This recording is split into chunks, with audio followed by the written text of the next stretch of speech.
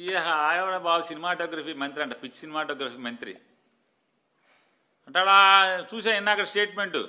ఆయన ఏమంటాడు, నేను సినిమాటోగ్రఫీ మంత్రిగా చెప్తున్నాను, నీ 2-3 రోజులు ఆడే సినిమా ఆడనివ్వండి. అసలు ఇతను ఎందుకే బాబు, అసలు మామూలుగా మ్యాట్నీకి ఎత్తేస్తారా సినిమాని, ఇతను చేయలేదు. అతని సినిమా మ్యాట్నీ, మార్నింగ్ షో పడితే మ్యాట్నీకి ఆడటమే కష్టం, ఇతను ఎందుకు ఆపటం.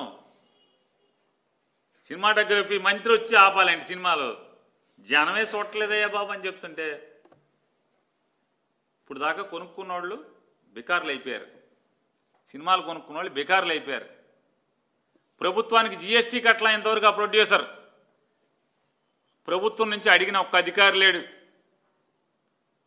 జిఎస్టీ కట్టపోతే ఇంతవరకు ఆ సినిమాకి ప్రభుత్వం నుంచి అడిగిన వాళ్ళు లేడు ఎవడు. వేరే వాడిని అయితే ఊరుకుంటారా అని అడుగుతున్నాను.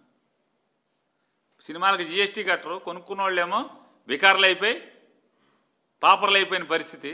దానికి నువ్వు సినిమాటోగ్రఫీ మంత్రి ఒకడు వచ్చి ఆపాలండి మళ్ళీ. ఇవన్నీ వేస్ట్ మాటలు ఎందుకు ఇదంతా.